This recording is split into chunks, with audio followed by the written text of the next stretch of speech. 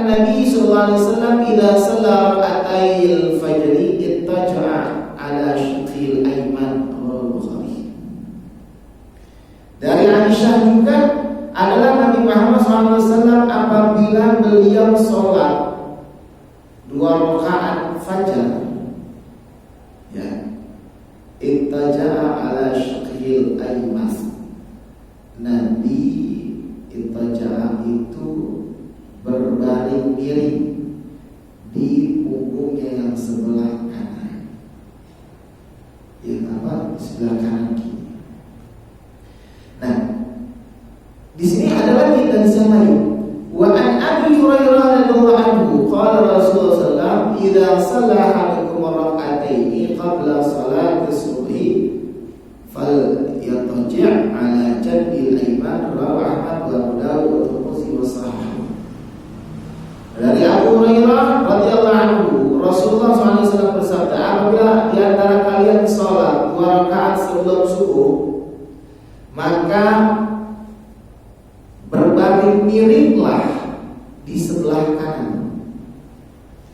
Ada yang mengatakan ini sunnah, ada yang mengatakan sunnah, karena ada kalimat fal yattaji'.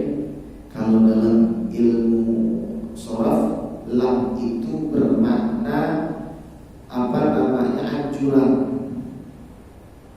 Nah, kita jadi bertanya-tanya, habis sholat sunat subuh Nabi berbaring miring, kita pasti kalian pikirannya habis sholat di sini tidur miring apa? Ya kan? Nah, makanya ada penjelasannya. Nah, penjelasannya di sini Nabi Muhammad sholat sunnah di rumah sebelum subuh. Ya, makanya kalau kita manfaatkan rumah, sholat sunnah 2 rakaat sebelum subuh di rumah. Kenapa Nabi miring? Karena sebelumnya habis sholat malam berlama-lama. Jadi berlama-lama sholat malam, dirinya lama. Nabi kan kalau sholat malam lama. Nah, biar badannya agak enakan, Nabi miringin badan. Maknanya begitu, ya. Makanya ada mengatakan ini sunnah jika memang sunnahnya Nabi benar-benar dipakai dari awal. Dari sholat subuh, sholat malam udah capek lama, terus mau lihat. Dan kalau sholat malamnya kagak, mau model begitu ya kagak masuk berarti, gitu ya. Jadi maksud tidur miring itu adalah biar badannya agak kelempeng. Nah, ini mengenai hadis Nabi ketika beliau sholat sebelum subuh. Kemudian Wa'an Ibni Umar radhiyallahu anhu qala Rasulullah sallallahu alaihi wasallam salatul laili matna fa idza khashiya bikum as-subha shalla rak'atan wahidatan tutiru lahu ma qad shalla muttafaqun alaihi. Dari Abdullah radhiyallahu anhu, Abdullah bin Umar, qala Rasulullah sallallahu alaihi wasallam, Rasulullah SAW bersabda,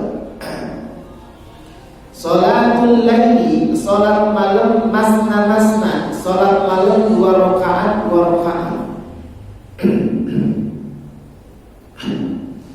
Fa idza khashiya ahadukum as-subha, apabila salah seorang di antara kalian itu khawatir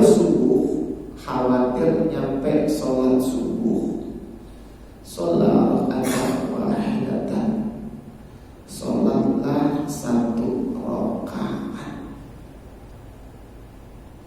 yaitu tirulah maqad sholat, itu menjadikan ganjil apa-apa yang kalian kerjakan sholat sunnah.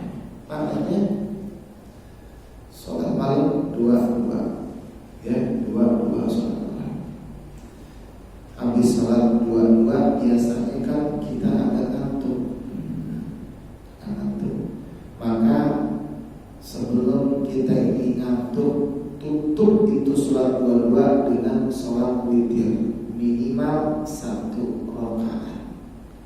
Ini dari sholat witir boleh 1 rakaat. khamsah wa sahih Ibnu Hibban bilafzi. Riwayat khamsah disahihkan oleh Ibnu Hibban dengan lafaznya salatul laili wa nahari matna. Salat malam, salat di siang hari dua-dua. Qala Nasai, qala khata'. Kata Imam Nasai ini ada kekeliruan. Kenapa?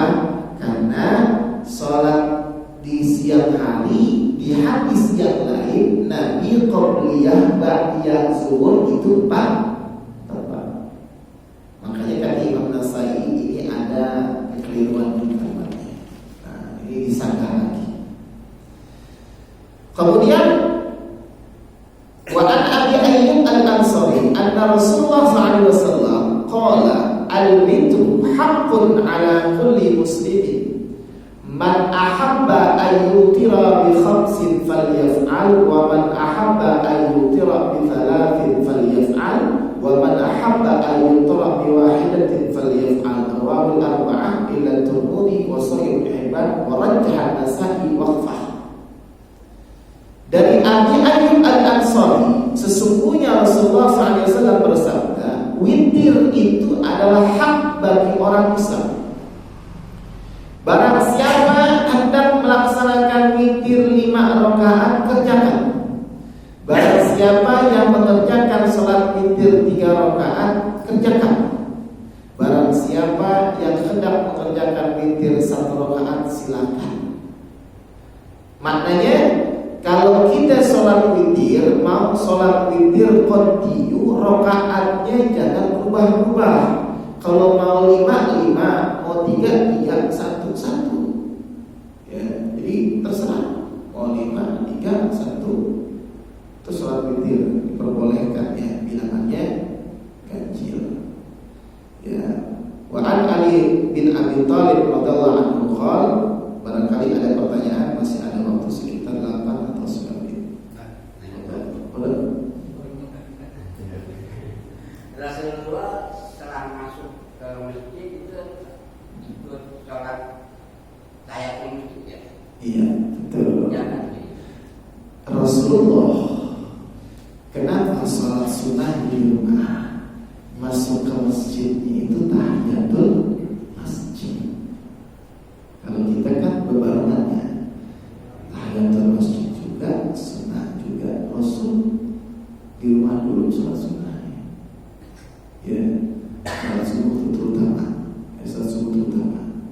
Ya, seperti itu ya. Ada lagi? Ustaz, ini kalau sholat fajar itu afdolnya sebelum azan apa sesudah azan? Baik. Fajar. Fajar ini kan ada 2. Ada fajar kadhib, ada fajar siddiq. Fajar kadhib itu waktu fajarnya ketika dia kelihatan fajar cuma sebentar doang, sekilas. Kalau fajar shadiq ini jelas waktu fajarnya. Nah, yang dimaksud sholat fajar ini adalah ketika masuk sholat subuh. Jadi menghormati waktu fajar yang masuk, itu sholat subuh. Makanya ada yang mengkaitkan sholat fajar adalah qobliyah subuh. Ada yang mengkaitkan sholat fajar terpisah dengan sholat qobliyah subuh. Terus kalau kita mau pisah, duluan mana sholat fajar sama qobliyah? Gitu. Nah, maka kalau di sini yang di awalnya adalah sholat fajar. Karena yang namanya qobliyah subuh berarti sebelum melaksanakan sholat subuh, berarti yang dekat dengan subuh. Sholat fajar berarti dekatnya adalah terbitnya fajar di awal waktu sholat subuh. Jadi itu baik. Sholat fajar kapan? Sebelum atau setelah azan persis sholat fajar. Kalau waktunya lama ya, misalkan kita masuk ke sini, kita nggak sholat di rumah, mau sholat sunnah di masjid nggak mau juga. Sholat tahiyatul masjid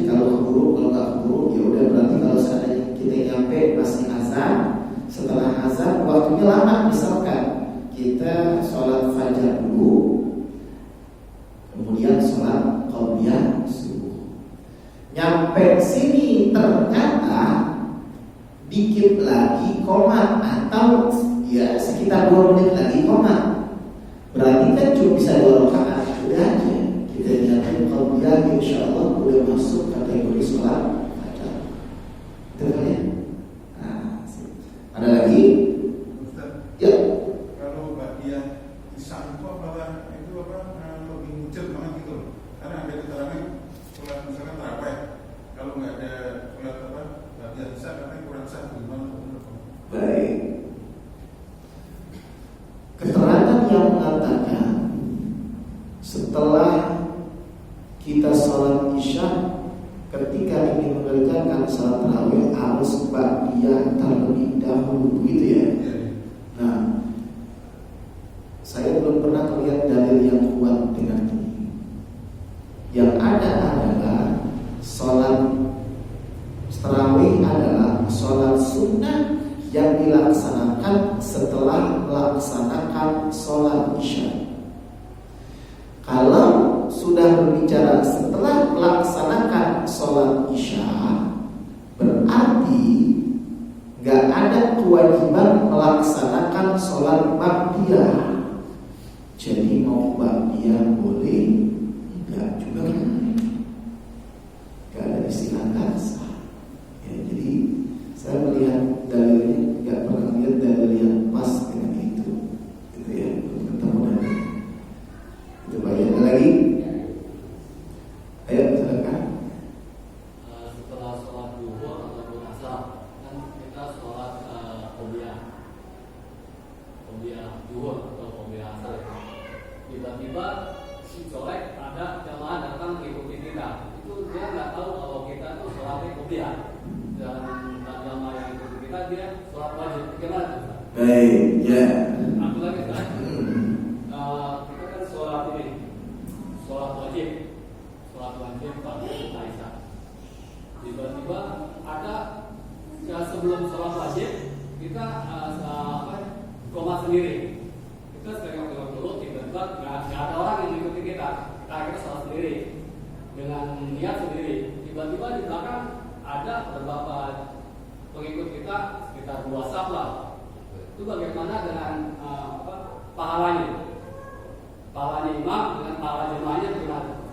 Baik.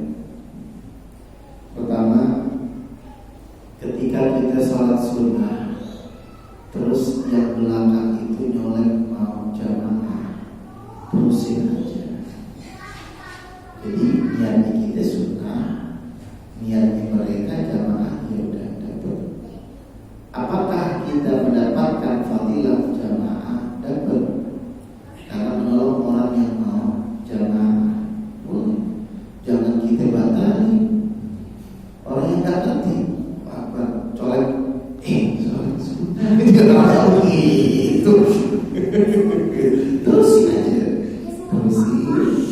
Ya, setelah itu yang belakang juga jangan khawatir. Pas berhenti, lah kok di 2 rakaat, berarti sholat sunnah udah terusin. Yang belakang jangan sholat sunnah kan? Ya, jadi terusin aja. Al-yaqinu la yazal syai'. Yaqinan itu tidak bisa dihilangkan dengan keraguan. Yang berikutnya adalah yang kedua, ketika seseorang mau sholat ternyata sendirian, di belakang ada yang ikuti dengan cara mencolek, misalkan, sah tidak sah. Nah, menggantinya. Jadi ketika dicolek, kita niat diganti udah. Kalaupun kita ini nggak pakai lafaz, dengan gerakan tubuh kita menjadi imam, itu udah jadi imam kita. Contoh, sholat isya tadi ya, Allahu Akbar, kita sholat sendirian, Bismillahirrahmanirrahim. Kan jangan terlalu jauh, Alhamdulillah, dicolek. Dengan kita merasakan Ar-Rahmanir-Rahim, Maliki Yaumiddin, posisi kita udah jadi imam. Ya. Jadi imam. Jadi ketika kita mengubah konsep yang tadi munfarid jadi imam, maka udah jadi sah sholat jamaah. Gitu ya. Pahalanya bukan sah. Pahala jamaah. Pahala jamaah yang imam itu Jamaah juga sama. Sebentar sholat wajib, yang maksudnya sholat sunnah tadi yang dia bilang kalau dia sholat sunnah nih, sholat sunnah badiah sih ngikut. Ini jadi dia jadi imam. Iya, berarti imamnya ini menolong orang yang mau makmuman. Dapat fadilah kan? Jadi si yang ini yang sunnah jadi dapat 2 pahala. Dapat menolong. Bahkan kita misalkan, ya biasa saya di pondok itu sering tuh santri kiai ketinggalan sholat jamaah. Yang santri itu udah sholat, kiai sholat lagi 2 kali sholat. Kalau biar jadi apa namanya, jadi imam kemudian pahala dia banyak, boleh nggak apa-apa. Coba ya. Jadi bukan jadi kontra, enggak kontra. Jadi boleh ya, istilahnya menolong jadi barisan jamaah. Ya, insyaallah kita akan lanjutkan di pertemuan yang akan datang. Tapi kayak itu akan datang udah ini ya, takbiran. Iya, sama. Betul ya? Tanggal 17 hari ini. Hari Senin. Ya, takbiran. Kita besok ya tawakuf dulu ya, tawakuf dulu. Mudah-mudahan ada manfaatnya. Wallahu a'lam bishawab. Al-Fatihah. Alhamdulillahirabbil alamin. Arrahmanir rahim. Maliki yaumiddin. Iyyaka na'budu wa iyyaka nasta'in. Ihdinas siratal mustaqim. Shiratal ladzina an'amta 'alaihim ghairil maghdubi 'alaihim waladdallin. Bismillahirrahmanirrahim. Alhamdulillahirabbil alamin. Asy-syai'ina lana min 'adliyatina wa ikafi wasila. Ya Rabbana wa ilahana lakal hamdu wa lakal syukru kama yanbaghi li jalali wajhika wa 'azimi sultanik. Wa salli 'ala sayyidina Muhammad wa 'ala ali sayyidina Muhammad. Allahumma 'allimna bil 'ilmi wa zayyinna bil 'ilmi wa akrimna bit taqwa wa jannibna bil 'afiyah. Allahumma irzuqna fahma nabiyyin wa hifdhal mursalin wa lahmul malaikatil muqarrabin. Rabbana anfa'na bima 'allamtana. Rabbi 'allimna alladhi yanfa'una. Rabbi faqihna wa faqih a'lana wa kharabatin lana fi dinina wa dhikr. Rabbana atina fid dunya hasanah wa fil akhirati hasanah wa qina adzaban nar. Ya Rabbana